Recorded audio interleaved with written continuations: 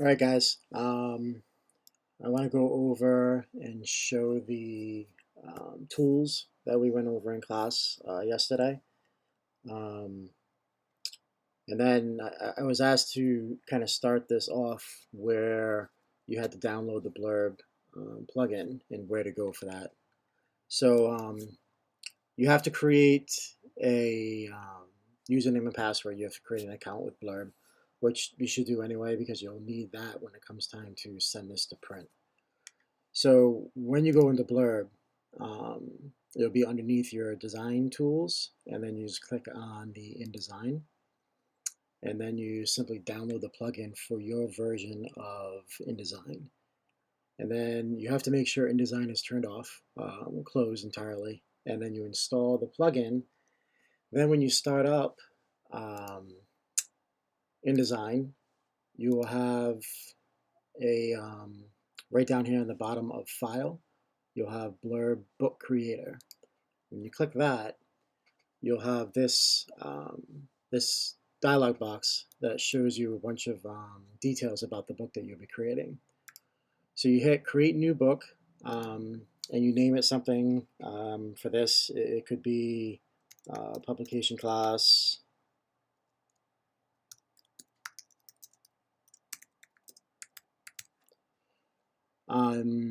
Author, you can put your name. The book size is there's only one size for the magazine, so you click this. For your paper, like I said, the difference in price is pretty insignificant, but I've seen the print quality, and the print quality is much better on the 80 pound rather than the 70, and there really isn't, too much of a difference in the feel. Your cover, there's only one to choose. It's going to be a perfect bound soft cover, and then the minimum is 20 pages, so leave it at 20. Then you create your template or the pages. So you hit Create Page Template, save it to wherever you're going to be saving your file. Leave it as pages, so this way it knows that that's the interior pages for this file. Hit Save, it'll create, and then it pops this back up. Now, sometimes when you create, like I said, especially the perfect bound, the blurb in most printers will wait, or rather ask, how many pages you'll be using, what type of paper that you will be printing on, and then they can calculate the thickness of your spine. So until you know exactly how many pages you're going to have, you really can't do your cover. But for this project, you're doing 20, so you already know how many pages you're going to have, so you can actually create the cover template now. And it'll give you the warning, basically what I just talked about. Hit OK, save it to the same location. You'll notice everything's the same except it says cover. Hit save. And then you can close this out. Done. You won't need this panel again until you complete your book and you want to upload it to Blurb. So you can hit done, and then you'll see you have your two files. Your interior pages, so from 1 to 20, and then your cover, so you have the outside cover, so you have your front cover, your back cover, you can see the spine sitting here, and then you have your interior and interior back cover and interior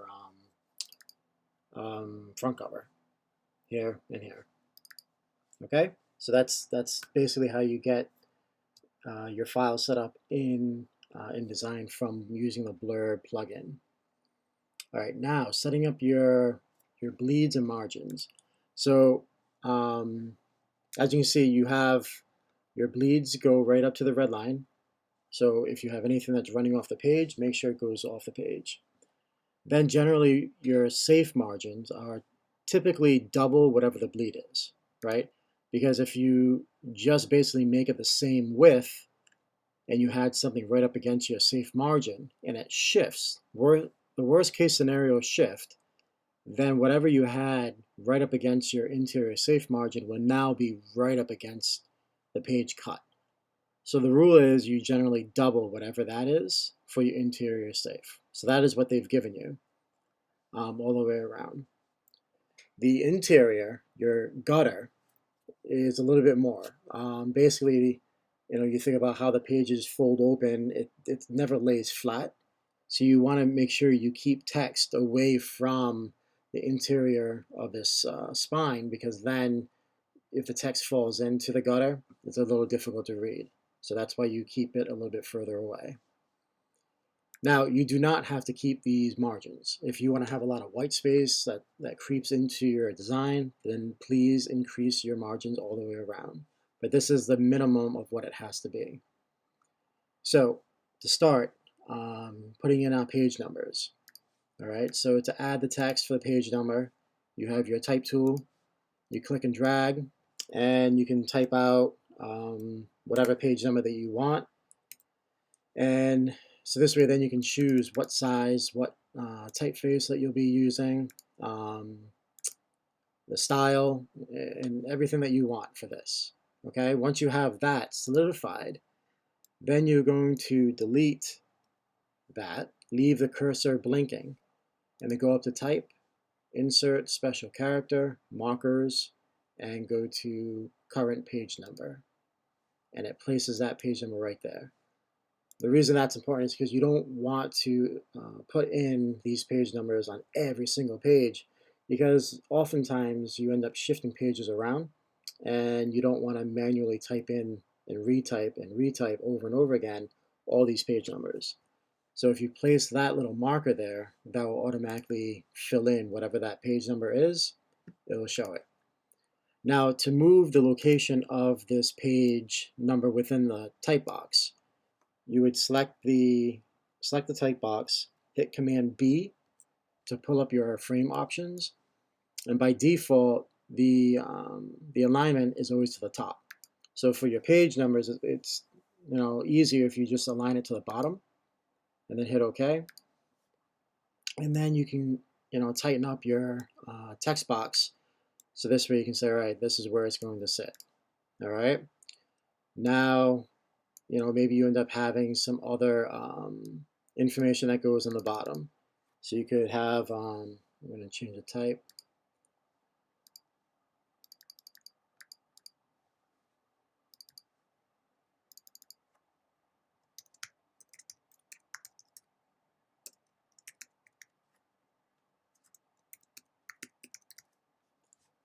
So this way, then you can end up having a some more type that sits down there explaining, what this magazine is for the person that's going to be looking at it. All right. Now we need to do it to the other side to make sure the right side pages also have the page number and some footer text. So now for this, we're going to right align to the text box. And then we'll change this to say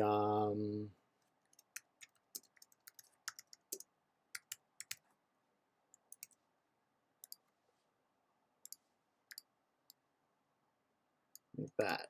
All right, so now we have our footer. That's all set. So now that we have the bottom, we need to put it on all the other pages. You can, again, because this is only a 20-page magazine, you totally can, copy, paste all the way through, and it would take you less than a minute. If you're creating a 200-page, 300-page magazine, you really wouldn't want to do that. It'd be, a lot of time consuming, and honestly, there's an easier way to do it. So you select all of the page numbers and the footers, you cut it, Command X, and then you go up here into your pages and you double click into your master.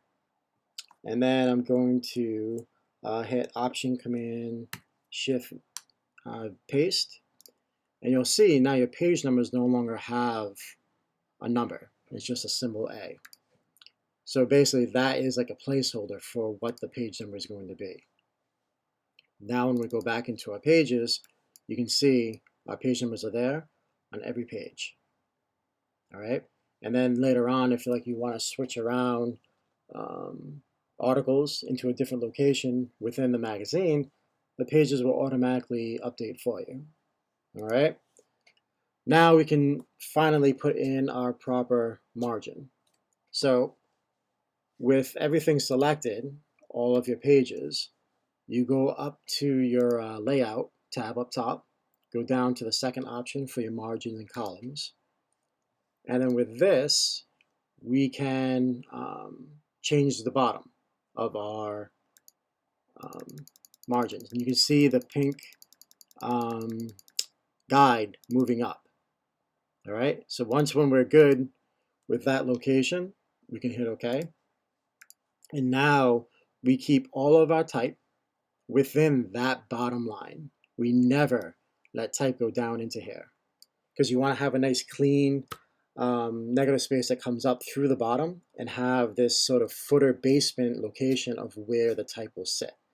And it allows the page numbers in the footer to stand on their own. All right. Okay, so we got that, margins, footer, page, and headers. So you don't have to have headers if you want.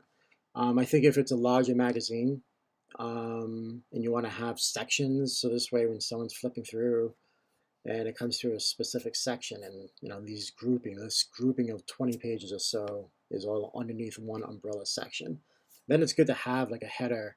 So this way it allows people to know where they are within the magazine. You can totally have it. It's not necessary with something this small with only 20 pages, but you can. And you would basically follow the same thing that we just did for the footer. You put up the header sitting up here, then you drop down your margins to where it should be. And it follows the same rules. And again, your page numbers don't need to be in the bottom corners of the magazine either. You can have the page numbers in the middle, towards the edge. You can have them up to the top.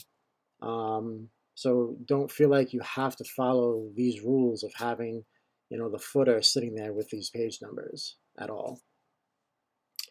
All right. Now sometimes there'll be cases where you want to remove the page number and the footer.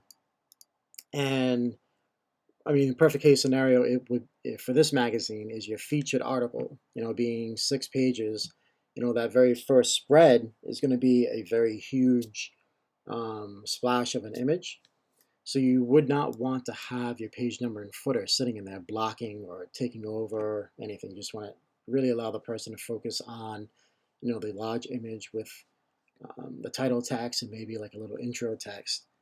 So to delete the text in the bottom left, you hold Shift Command and you simply just drag on top of it, and it basically releases the text that we put into the master. And then you hit delete, and now it's gone, but it doesn't affect any of the other pages for you. Now, if you make a mistake and you deleted it from the wrong page, all you need to do is come back up to the master and drag it back down right on top of your page, and now it's back. And it won't affect, if you have a design sitting here, you have everything going on, it will not affect any of your design sitting on this page. It will simply just bring back the template of what's inside the pages onto this. All right. All right, so next thing is getting rid of this wonderful template of information. What the red line is, it's your bleed line, the trim size, you understand what the margins are, you get that this is the gutter of the spread. There's really no need to design with this gray block sitting in your way. So you can go into your layers and you'll see you have 2 layers going on, and they have created this layer here that actually would not print anyway. So if for some reason you forget and you're going about your design and you end up exporting this and someone says, oh, did you delete that layer? And you forgot. If you double click, you'll see that the print option for that layer is not selected. All right, so it's simply sitting there just to guide you, and by default it's locked. So you would have to unlock that and start designing on it for this to become an issue. Me personally, I would not want to have all this sitting in there when I'm designing, so it's your choice. You can even just hide it or trash it. All right, so this way then you have just your text sitting, your design sitting here on this layer. All right, so now dropping in text. you have really only one option. So in Illustrator, you can just like click on the screen and start typing on a text line. In InDesign, everything has to be in a text box. All right. So what we can do is we can go grab some dummy text.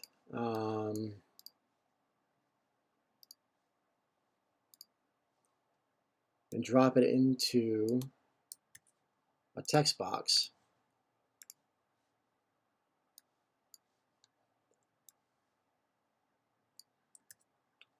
And it sits here. The other thing that you might want to do is turn off your frame options. So it's a little easier than having all this issues of like trying to see and design with all this stuff sitting here. So it's am I drawing a blank? Go into your view, extras, and hide frame edges, sitting right here. And that will get rid of the edges. So you can see that now the page numbers don't have that blue line around it. And the only time you see the blue around is when you have something selected. All right. All right. So 2 ways that you can affect the type within the paragraph. We're talking about copy text right now. And there's, really advantages and disadvantages depending on what you plan on doing with the design. So, ideally you want to have a nice comfortable amount of characters per line in your spread layout. This right here, we're at 12 points. 12 points is huge. You should never use 12 points as a default unless you're designing for old eyes. Like, once you start getting into people over their 50s, that they really want to have a little bit larger type size to, make it easier on them to read, But if your target audience is not the elderly, then there's really no need to get up into these large type sizes. So honestly, you would be starting with either 10 or 11 point type size. And then you need to figure out what is the most comfortable character per line that you want to hit. Like I said, you want to try and hit right around that 70 mark. Sometimes depending on your typeface that you use, maybe it goes more than 70. Maybe you're closer to like 80, 85. Or if you're using a very low or high XI, you can end up having something a little bit smaller. So, but in any case, you would never have one column sitting and stretching across the entire page. So the first thing you can do, I'm going to copy this so this way I can show you both examples, is up to the top, you have this like little grid that looks like columns. So when you hit 2, it instantly changes your columns into 2. So you can see how that works. The other way you can do it is by having actually 2 separate text boxes that are linked. So in here you have that little red dot there that tells you that there's more text, and you click it and you have that text that's attached to your cursor. You click inside and then it drops into there. Both ways are going to get you to the same end result. It just depends on how much more freedom you want. Now, if you were doing a page that was going to be very text heavy, and maybe you only have a pull quote and maybe you have some subheaders in your text, then maybe you go with the first option. It's quicker, it's done. You can relatively do it very quickly and fast. If you want to start bringing in images and having them play into your layout, and you're going to have a pull quote and you're going to have other items, then maybe you go with the second option, because then you have, just like if you select both of these and hit Command B, you have that option to have everything sit like this, and get rid of this space.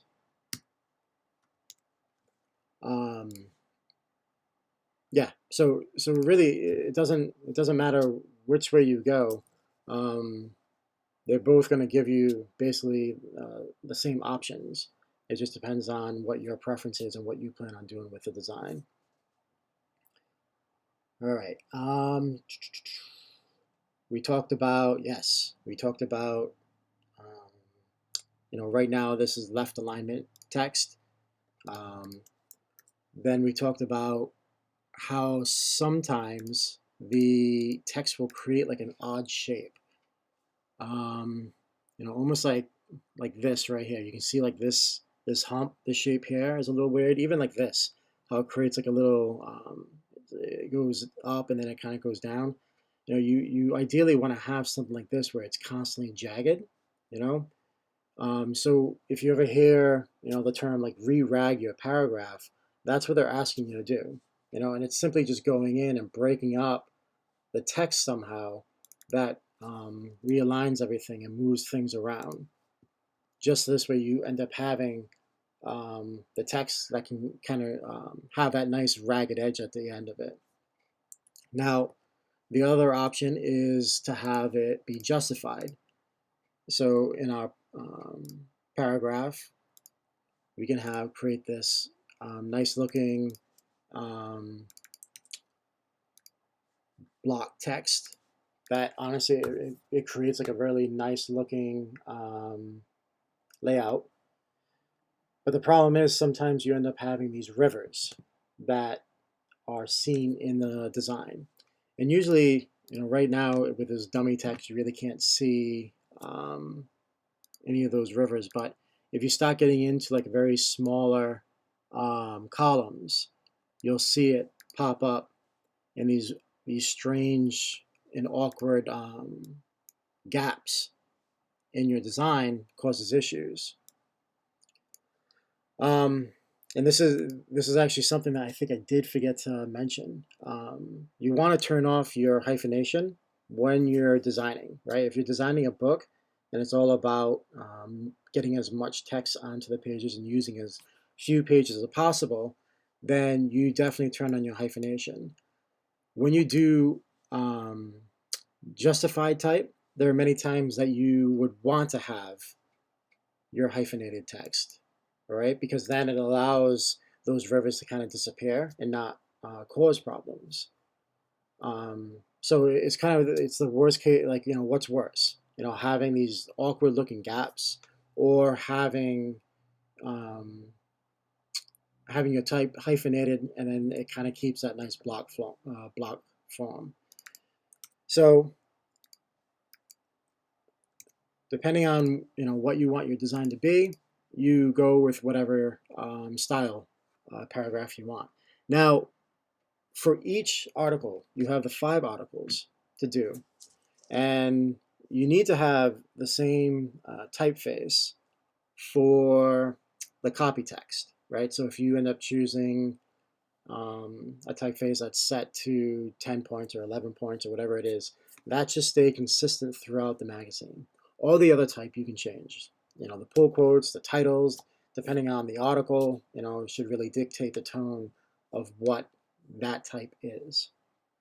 When it comes to how you align your text, I want you also to have that freedom to change it up, all right? Because there are many times that the type will work really well with a justified block text. There are many times that maybe the text has to be, left aligned and ragged. There are many times that you'll have to have 2 columns. There may even be times that you end up having a 3-column design layout, all right? Or maybe you end up having like a 2-column, and then you end up having some sort of text sitting here that is more like a bullet point type, that it's okay to have it narrow because a bullet point really isn't this readable text that kind of runs through that you would end up frustrating the eye as they're trying to read it. So I don't want you to create this template that you are kind of becoming like a carbon copy throughout every article. Allow yourself to see each individual article and have its own rules, but while still having some sort of what am I saying? Consistency from beginning to end. All right, that is kind of underneath this one blanket of look and feel. All right. So then we also talked about widows and orphans, just to clarify. So you never want to have like a single word or a single line of text sitting all by itself away from the rest of the body of paragraph. All right. You want to make sure everything stays contained. You also don't want to have, let me see if I can get this to have one sentence, like a sentence all by itself, starting a column, and then the rest of the paragraph sitting there. All right, so those are the things that you need to figure out as you're coming up with these ideas of how to design. Because those are rules that you cannot break. And it really is something like as you're coming up and you're designing, you don't want to come up with a design and everything looks awesome and then say, oh, I need to check out and make sure I don't have any widows or orphans. That really should be something that you look at and watch out for at the very beginning, because those minor changes, I mean, now this has to either become 2 or you end up getting rid of it and pushing it, and that will affect your design layout. So you want to make sure you don't have these issues up front. All right, then adding pull quotes with a text wrap. So let me grab some text here. And then we'll increase the size. And then we want to put it in here to push the type away from it. Now, what you do not do is just sit here and kind of just hit a bunch of returns to set that text. All right, because then, I mean, obviously it's fine, it works, but if now you decided, well, you know what, I need to have this like this, I mean, now you got to say, all right, well, I can move that back down here, or now delete it and add the spaces again. That's a nightmare. You want to have that freedom to move everything around quickly and allow everything to still have that capability of moving things around, right? So with your type box selected, you go to your text wrap and you hit the second option and you drop it on top of the text, and you can see no matter where you put it, it pushes the type away. And you can control how far the type, you can see how this line is increasing just on the top to push it away. You can increase the bottom. Oh, I'm sorry, decreasing. All right. Then it's even if you decided I want this to break across both. All right, you have that freedom to move things around. Don't, put yourself into a corner basically and say, well, my pull quote has to stay here, move things around, and then have to try and fix it later on. Now there's times that you want to ignore a pull quote. So say we wanted to have an open quote. Get rid of this. Increase this. All right, and we want to have this sit behind the text. If I drop it down here, it pushes it away because I have a text wrap on here. Okay, so with this selected, hit Command B to bring this text frame option box again. And on the left, on the bottom left, you have this option to ignore text wrap. When you click that and now drop it in here, it's not affected by that text wrap. All right, so there are many times that you're going to have to make sure that some of your type isn't being pushed away or being affected by different things that you have a text wrap on, because you can put a text wrap on everything. On Tuesday, we're going to go over how to actually do this text wrap for photos. So this way the photo gets placed right next to the type and it kind of pushes the type away from the photo. All right. The one thing that I do want you to be careful of is, when you do put a text wrap on something, don't copy this over to use it for other type. I've seen many cases where a student is getting frustrated because, everything is being pushed away, nothing's showing up. And what happened was they accidentally started using all these text boxes that had a text wrap on it. So they had to select everything and just turn off the text wrap. But just be aware of that. All right. Good. All right, so bringing in photos. We talked about quickly. We didn't go. We're going to go into more detail as to how to prep photos, but I wanted to at least show you the quickest way to bring in a photo. So honestly, you don't want to bring JPEGs into your file. This is going to be printed. So you would end up bringing this into Photoshop, making sure it was CMYK, making sure it was a TIFF, if it was a flat object, if it's a image that has no background, you'd be saving that as either a PDF or an EPS. But all that we're going to do on Tuesday, but very quickly. So you'll bring this in and you can click and drag and you end up having your text box, I'm sorry, this image box, which is the blue box, holding the image box. So you see when you click on it, you have this blue outside, but when you click on the inside of the image, you now have this red. The red controls the size of the image inside the blue box. So if you want to crop something very quickly and you said I only want something like this for the photo, you can quickly crop it and it doesn't affect the full image. Now, one of the big things within design, like I explained, is very important, is staying organized, keeping everything contained. If we click on our, well, I have errors because of, what was it, text? All right, so you should always see no errors in your design. And you want to make sure that your images stay in place. So if we click on the link, you can see in here, I'll pull this up. You have this image as a JPEG, right? So it tells you the color is the RGB, which it shouldn't be, and it would be a TIFF and everything else. But right here is important, your actual DPI and the effective DPI. So because I just quickly grabbed this off the web, it's a 72 DPI image, low res, but because I'm using it so much smaller, InDesign is actually increasing the DPI because it's not printing at the actual size that it was set at for 72 DPI. I made it smaller.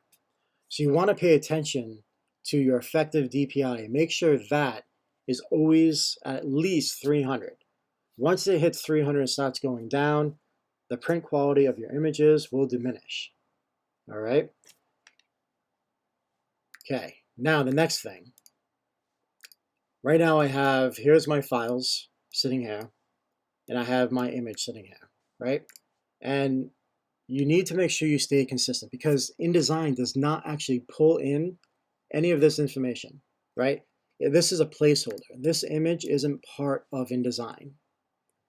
It's basically sitting here. You can see, where's my path? Right here. It's telling me where my path is, right?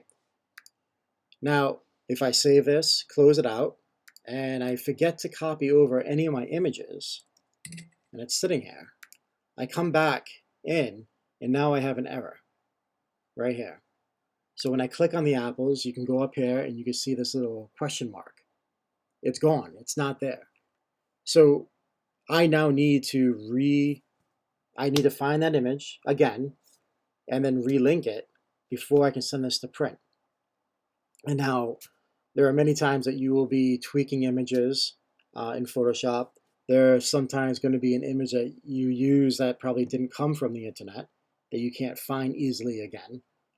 So what I recommend is creating a folder and having all of your images and your files all contained in one folder. So this way everything will be all set. You'll be designing, and when it comes time to export this to Blurb and have it printed and move on to project 2, you'll be all set. All right, so just make sure that you keep all your images all set right next to your file. Okay, I think that's all we went over. So if there's any questions or any issues with any of this, please reach out. It doesn't matter if it's an email, if it's through Slack, or if you want to meet up in a Zoom session on Monday or Wednesday, or even after class or whatever, just let me know. All right, guys. So have a nice weekend, and I'll see you all on Tuesday.